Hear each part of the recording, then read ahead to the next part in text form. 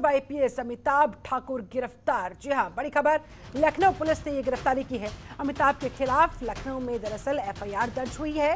जांच समिति की अंतरिम रिपोर्ट पर यह एफआईआर दर्ज हुई।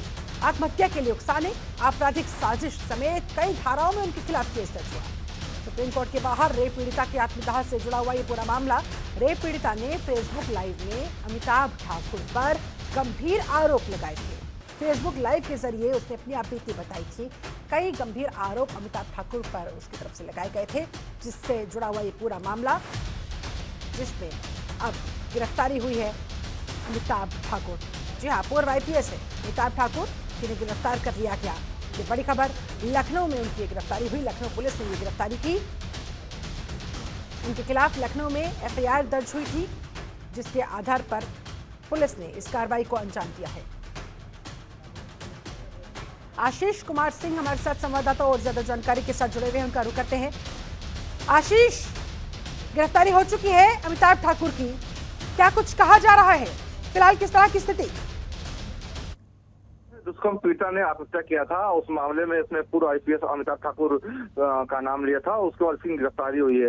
और समाज की एसआईटी की जांच है, जांच के आधार पर एक पूरी कार्रवाई की गई है, क्योंकि जो अतुल राय वाला पूरा मामला था, उसमें जो पीड़िता थी और जो गवाह था, उसने मुख्तार अंसारी और ये अमिताभ ठाकुर का नाम लिया था। उसके बाद से लगातार पुलिस जाँच कर रही थी और आज पुलिस ने उनको अरेस्ट किया है और पूरा उनका बयान दर्ज कर रही है। तो कुल मिलाकर देखा जाए कि पूरा मामला था जिसमें अमिताभ ठाकुर की गिरफ्तारी की गई है और जांच के बाद इस पर कार्रवाई की जाएगी, क्योंकि इससे पहले भी कई आरोप लगे थे। अमिताभ ठाकुर का कहना है कि पुलिस ने जो उनको अरेस्ट किया है, हमको एफआईआर कॉपी नहीं दी है। और जो बिल्कुल एक वीडियो भी सामने आया आशीष, जिसमें वो पुलिस से अरेस्ट वारंट और एफआईआर की कॉपी मांगते हुए भी दिखाई दे रहे हैं।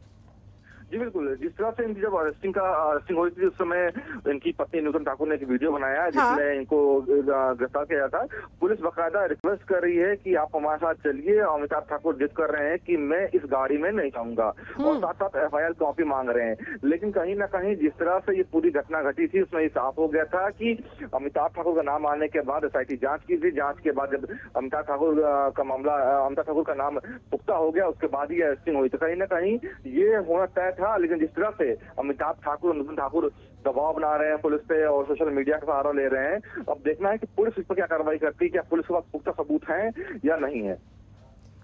ठीक है, ब्यूरो चीफ आशीष कुमार सिंह हमारे साथ जुड़े हुए थे, जानकारी दे रहे थे। बहुत बहुत शुक्रिया आपका आशीष जी, इस पूरी जानकारी के लिए, इस पूरी बातचीत के लिए।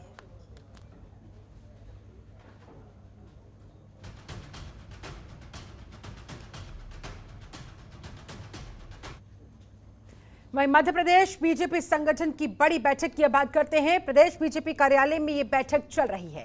जी हां, बैठक लगातार जारी। सीएम शिवराज सिंह चौहान इस बैठक में मौजूद, प्रदेश अध्यक्ष बीडी शर्मा इस बैठक में मौजूद। बैठक में राष्ट्रीय सह संगठन मंत्री शिव प्रकाश भी मौजूद है। प्रदेश पदाधिकारी और सभी जिला अध्यक्ष मौजूद हैं। सरकार और संगठन के कामकाज को लेकर समीक्षा हो रही है। इस बैठक में फिलहाल चर्चा हो रही है। इस बैठक में फिलहाल बता दें, इस मीटिंग में उपचुनाव के क्षेत्र के प्रभारी मंत्री भी शामिल हैं, वो भी मौजूद हैं। दीपा श्रीवास्तव हमारे साथ, हमारी संवाददाता और ज्यादा जानकारी के साथ लाइन जुड़ी हुई है, उनका रुख करते हैं। दीपा, क्या चल रहा है इस बैठक में? अंदर खाने से क्या कुछ खबरें? जी शिल्पा, जिस तरह से हम देख पा रहे हैं कि उपचुनाव की तैयारियां, चाहे बीजेपी की बात की जाए या कांग्रेस की, दोनों तरफ से तेज होती हुई नजर आ रही है। इसी कड़ी में आज बीजेपी में एक बड़ी बैठक का आयोजन किया जा रहा है। तकरीबन 6 घंटे से ऊपर का समय हो चुका है जब से ये बैठक जो है लगातार जारी है। इसके अंदर जहां हम देख पा रहे हैं कि जो प्रभारी मंत्री है, यानी उपचुनाव का जो प्रभार जिले हैं, जिन मंत्रियों को दिया गया है, उन सभी को बुलाया गया है। इसके अलावा जो जिस तरह से संगठन से जुड़े हुए जो बड़े लोग, जो बड़े नाम है, वो भी शामिल हुए। साथ ही साथ जिस तरह से हमें देखने को मिल रहा है कि सीएम शिवराज सिंह चौहान जो है वो खुद भी इस बैठक में, साथ ही साथ बीडी शर्मा जो है वो भी इस बैठक में मौजूद है। लगातार सभी मंत्री जो है उन सभी से चर्चा की जा रही है, फीडबैक लिए जा रहे हैं कि आखिर क्या स्थिति जो है चुनाव में बीजेपी की बनती भी नजर आ रही है और बेटर परफॉर्मेंस के लिए आखिर क्या कुछ करने की जरूरत है। इन सभी विषयों पर चर्चा होती हुई नजर आ रही है। जिस तरह से हमने देखा है कि दमोह को लेकर भी बीजेपी के द्वारा काफी ज्यादा तैयारियां शिल्पा की गई थी, लेकिन उस तरह का परफॉर्मेंस जो है वो बीजेपी के द्वारा हमें देखने को नहीं मिला और कहीं ना कहीं वो सीट जो है वो कांग्रेस के हाथ चली गई, जिसके बाद कहीं ना कहीं अब बीजेपी में एक तरह से पूरी तैयारियां तेज कर दी गई है ताकि किसी भी तरह से जो आने वाले उपचुनाव है इसमें उनकी हार ना हो पाए। जी, और बीजेपी इसी बात को लेकर तो जानी भी जाती है ना दीपा, कोई भी चुनाव हो, बड़ा हो छोटा हो, पूरी शिद्दत के साथ तैयारियां होती है। भारतीय जनता पार्टी के अंदर हर स्तर पर तैयारियां होती है, मजबूती प्रदान करने की कोशिश होती है और कुछ इसी कड़ी में उपचुनाव के क्षेत्र के प्रभारी मंत्री भी शायद इसी वजह से इस बैठक में इस समय चर्चा करते हुए शामिल होते हुए।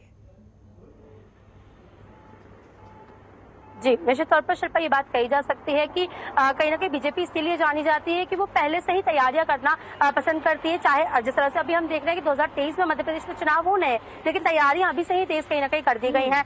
इसी कड़ी में हमें देखने को मिल रहा है कि उपचुनाव को लेकर तैयारी लगातार की जा रही है। उसी की समीक्षा कहीं ना कहीं आज हो रही है, जहाँ पर प्रभारी मंत्री जो है उन सभी को बुलाया गया है, उन सभी से चर्चा की जा रही है। सीएम खुद और जिस तरह से संगठन के जहाँ पे हम देख पा रहे हैं कि राष्ट्रीय जो महासचिव है वो भी पहुंचे हैं, उनसे लगातार चर्चाएं जो है वो तेज है और सभी से ये राय भी ली जा रही है कि क्या कुछ बेहतर वहां पर करने की जरूरत है। जिस तरह से मैंने बताया कि जो अध्यक्ष है, प्रदेश अध्यक्ष, वो तो जुड़ ही रहे, लेकिन उनके अलावा जहाँ पे हम देख पा रहे हैं कि जो भी विधानसभा क्षेत्र है वहां के जो अध्यक्ष उन सभी को भी बुलाया गया, उनसे भी लगातार वन टू वन चर्चा जो है वो की जा रही है। तकरीबन 6 घंटे से ज्यादा का समय हो चुका है। शिल्पा, निश्चित तौर पर जो विचार धारा के लिए बीजेपी जानी जाती है उसका तो पालन किया ही जा रहा है, लेकिन इसके साथ ही साथ तैयारियां जो है वो भी जोरों से की जा रही, ताकि किसी भी तरह से ये जो सीट है, यानी जो 3 विधानसभा और 1 लोकसभा सीट है, ये कहीं ना कहीं बीजेपी के हाथ में नहीं आए।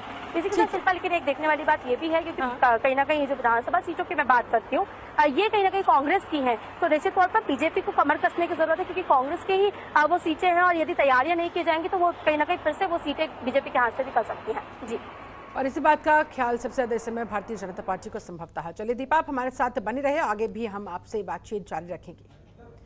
मध्य प्रदेश में लगातार कर्ज ले रही सरकार पर कांग्रेस अब हमलावर हो गई है। प्रदेश कांग्रेस अध्यक्ष कमलनाथ ने मुख्यमंत्री शिवराज सिंह चौहान को पत्र लिखकर राज्य के वित्तीय हालातों पर श्वेत पत्र जारी करने की मांग की है।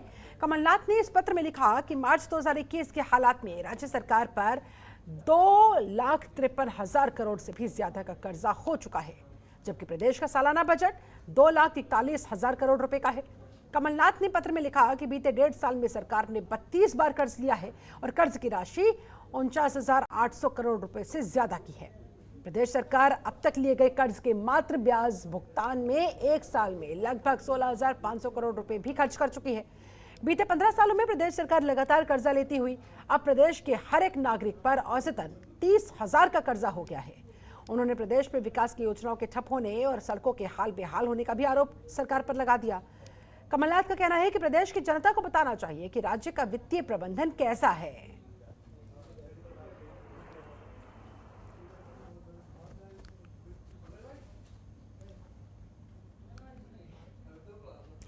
वहीं मध्य प्रदेश में ओबीसी आरक्षण मामले में अब पूर्व सीएम कमलनाथ ने प्रदेश सरकार के खिलाफ हमला बोला।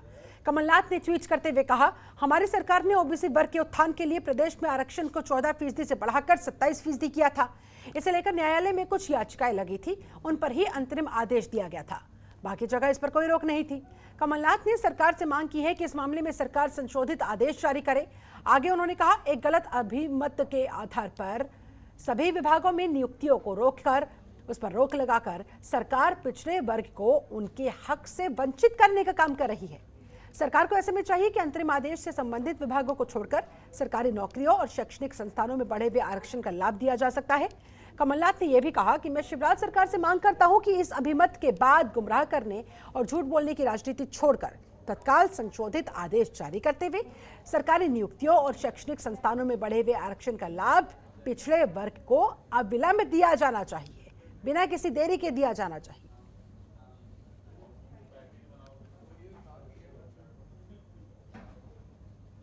दीपा श्रीवास्तव हमारे साथ लगातार जुड़ी हुई है। दीपा, ओबीसी आरक्षण पर एक बार फिर से सियासत गर्माती हुई और इस समय कांग्रेस पूरी तरह से आक्रामक मोड़ पे। निश्चित तौर पर शिल्पा ये बात कही जा सकती है कि कांग्रेस का हमें एक वो रूप देखने को मिल रहा है जो कहीं ना कहीं काफी लंबे समय से सोचा जाता था कि आखिर कांग्रेस कब एक विपक्ष की भूमिका में आएगी। निश्चित तौर पर मध्य प्रदेश में वो भूमिका हमें देखने को मिल रही है, चाहे आरक्षण की बात हो, महंगाई की बात हो या सरकार लगातार जहाँ कर्ज में डूबती जा रही है उसकी क्यों ना बात हो, कांग्रेस लगातार हमलावर होती हुई नजर आ रही है। और कहीं ना कहीं जो एक भूमिका की मांग जो है लगातार जनता के द्वारा कमलनाथ से की जाती थी, उस भूमिका में भी आज कहा जा सकता है कमलनाथ जो है वो लगातार हमें नजर आ रहे हैं। जहां हम देख पा रहे हैं कि जिस तरह से कर्ज माफी के जहां से कर्ज जो है सरकार लगातार लेती जा रही है, उस विषय को लेकर उन्होंने पत्र लिखा। उसके बाद जिस तरह से ओबीसी आरक्षण को लेकर भी उन्होंने कहीं ना कहीं मुद्दा जो है उठाया। हमने देखा है कि विधानसभा जो है वो अनिश्चित काल के लिए जो है उसे स्थगित करना पड़ा था। उसका कारण भी कहीं ना कहीं ओबीसी ही था, जहां पर कांग्रेस के द्वारा हमलावर होते हुए ओबीसी के के मुद्दे को उठाया गया था और कहीं ना कहीं ये बात निश्चित तौर पर ये बात बिल्कुल सही है कि कांग्रेस के द्वारा 14% से 27% जो आरक्षण है उसे किया गया था और सरकारी नौकरियों में छूट को जो है लागू किया भी गया था। लेकिन कहीं ना कहीं अब बीजेपी के द्वारा जहां पर हम देख पा रहे हैं कि कोर्ट में मामला जाने के बाद कहीं ना कहीं वो जो सरकारी नौकरियों पे जो 27% तक आरक्षण मिलता था वो कहीं ना कहीं उस पर रोक लगा दी गई है। तो उसी मामले को लेकर अब उन्होंने मांग की है, कमलनाथ ने मांग की है और ये बात कही है कि उस जो आरक्षण को रोका गया है उसे फिर से चालू किया जाए और सरकारी नौकरियां जो है उन्हें वापस से जो लोग हैं उन्हें आरक्षण दिया जाए और जो हर अधिकारी को सरकार की तरफ से किस तरह के रिएक्शन सामने आ रहे हैं? जिस तरह से अगर बात कही जाए सीएम शिवराज सिंह चौहान जो है लगातार काजा पूर्व मुख्यमंत्री कमलनाथ जो है उनके ऊपर तंज कसते रहते हैं। आज भी उनके द्वारा ये बयान दिया गया है।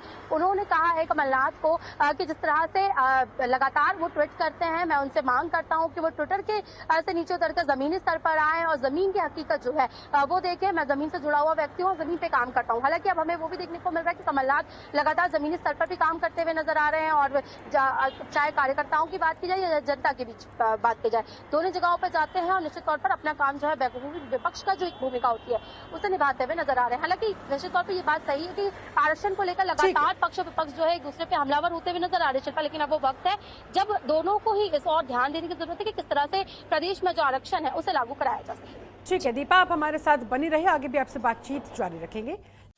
खबरों के निष्पक्ष विश्लेषण के लिए सब्सक्राइब करें जनतंत्र TV and press the bell icon. Never miss any update.